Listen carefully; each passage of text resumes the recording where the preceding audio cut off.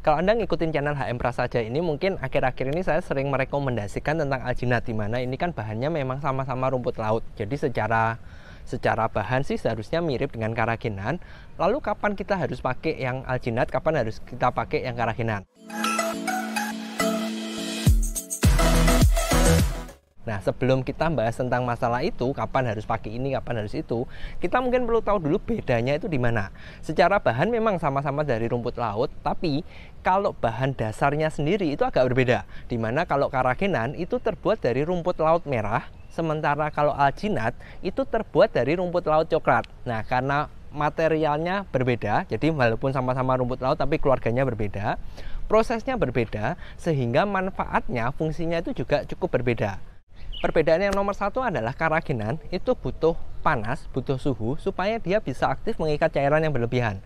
Sementara kalau alginat dia tidak butuh suhu, tapi dia butuh waktu. Dalam arti gini, kalau kita bikin bakso, bikin di adonan, karagenan, alginat itu kan sama-sama dimasukkan waktu giling tuh. Nah, kalau karagenan ketika dia dimasukkan, dia tidak langsung aktif mengikat cairan, tapi dia cuma tersebar rata.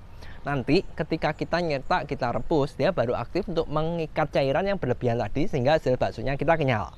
Nah, kalau alginat dia tidak bekerja seperti karagenan, tapi ketika dia masuk ke adonan, dia langsung mengikat cairan-cairan yang berlebihan.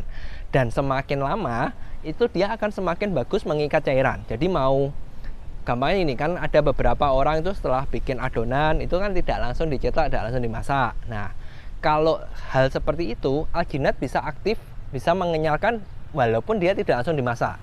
Tapi kalau karagenan selama tidak dimasak ya dia tidak akan aktif. Jadi perbedaan suhu sama waktu itu yang menjadi pembedanya. Lalu perbedaan yang kedua, dia ada di sifatnya heat stable dan non heat stable. Dalam arti gini, heat stable itu adalah sesuatu yang gini-gini. Semua bahan tambahan pangan itu terbagi dua, ada yang heat stable, ada yang enggak. Dimana kalau heat stable mereka terkena panas, mau kita panaskan ulang, sifatnya itu sama, jadi tetap stabil. Tapi kalau yang non heat stable, yang tidak heat stable, ketika kita panasin, dia akan bereaksi ulang.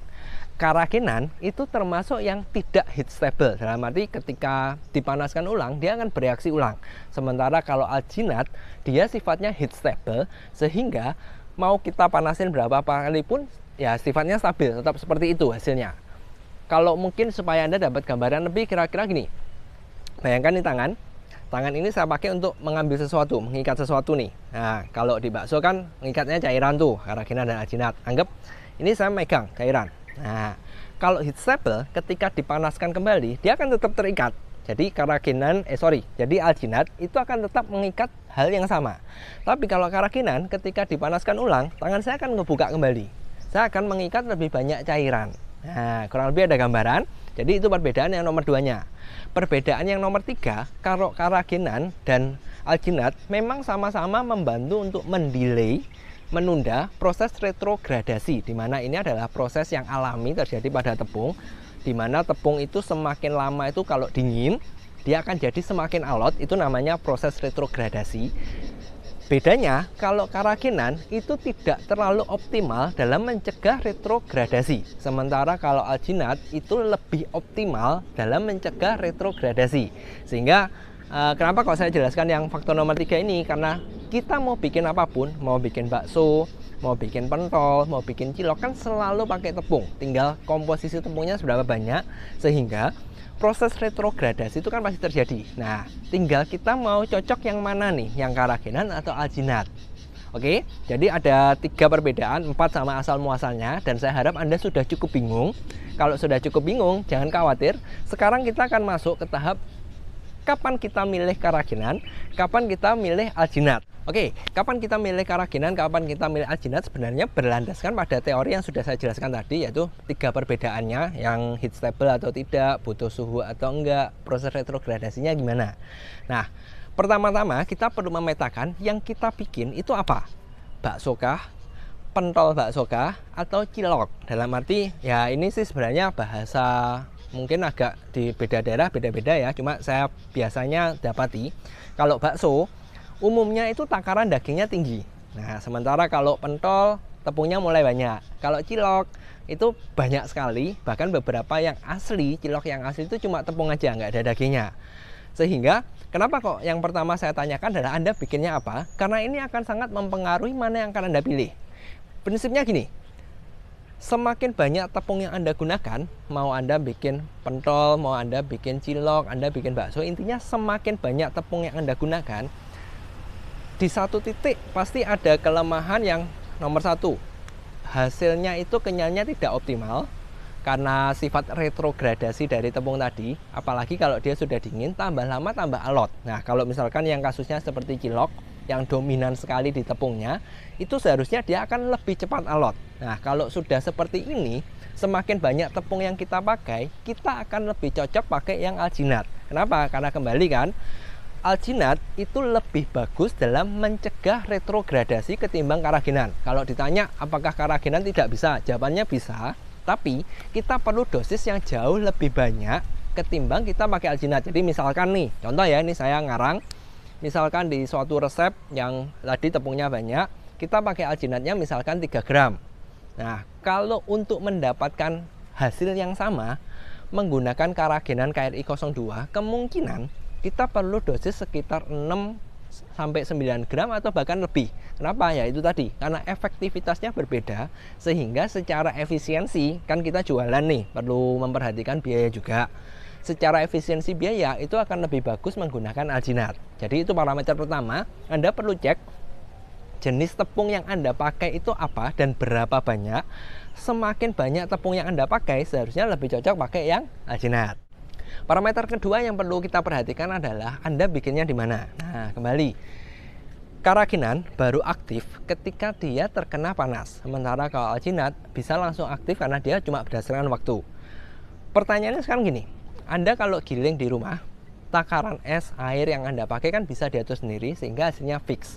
Kalau kasusnya seperti ini, Anda mau pakai alginat, mau pakai karagenan, dua-duanya bisa. Problemnya adalah kalau Anda bikinnya di penggilingan, di mana es adalah yang nakar tukang gilingnya. Pertanyaannya, tukang giling Anda menakar esnya ini berdasarkan apa? Karena saya perhatikan ada dua. Yang pertama itu tukang giling menakar berdasarkan kekentalan adonan. Yang kedua berdasarkan suhu. Kalau ternyata tukang giling Anda yang berdasarkan suhu nih, dia cuma ngecek, oh suhunya kurang dingin baru tambahin es, Anda mau pakai karagenan atau alginat sama saja, dua-duanya bisa. Tapi kalau ternyata tukang giling Anda yang menakar berdasarkan kekentalan dan Anda pakai alginatnya cukup banyak, khawatirnya adonannya itu kan langsung diikat cairannya tuh sama alginat, sehingga hasilnya dia akan langsung lebih kental. Khawatirnya ditambahkan air lagi. Makanya Anda perlu membedakan ini. Kalau ternyata tukang giling Anda menakar esnya berdasarkan timbangan, itu paling optimal, paling bagus. Tapi kalau ternyata berdasarkan kekentalan adonan, kemungkinan karagenan lebih cocok. Oke. Faktor ketiga yang perlu diperhatikan, sebenarnya ini nggak terlalu penting-penting amat, yaitu adalah tampilan. Nah, secara bahannya sendiri, karagenan dan alginat, umumnya alginat ini tampilannya lebih jernih, lebih clear daripada karagenan. Sehingga kalau Anda mau mungkin seperti bakso ikan yang warnanya putih, itu mungkin lebih cocok pakai alginat. Karena kalau pakai karagenan kan warnanya agak kecoklatan, khawatirnya itu tidak bisa putih mulus. Tapi kalau ternyata Anda bikin bakso sapi yang memang dasarnya coklat, ya mau pakai dua-duanya pun nggak masalah. Kembali, kalau tampilan sih sebenarnya masih bisa diakalin, Anda bisa menambahkan pewarna dan sebagainya, sehingga ya mungkin faktor nomor 3 ini nggak terlalu penting juga, tapi ya buat masukan aja. Jadi ada 3 faktor yang bisa Anda perhatikan sebelum Anda memilih mau pakai alginat atau karagenan, yaitu nomor 1 adalah komposisi tepung Anda seberapa banyak.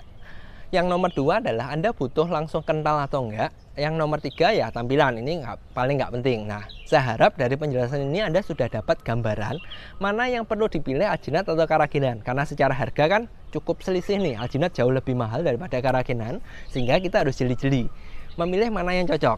Nah, supaya memastikan Anda nangkep nggak dari penyampaian saya hari ini, coba deh saya minta tolong, kalau saya kasih pertanyaan, misalkan untuk mie, atau mungkin untuk apa ya, pempek dos, mie atau pempek dos. Jadi pempek dos itu yang non daging, jadi cuma tepung aja bentuk pempek. Kira-kira mana yang lebih cocok, alginat kah atau karagenan? Dan kalau Anda sudah jawab, tolong di komen mana yang lebih cocok dipakai untuk pempek dos atau mie, alginat atau karagenan, dan alasannya apa, supaya saya juga dapat inputan apakah penjelasan saya bisa diterima dengan baik atau tidak.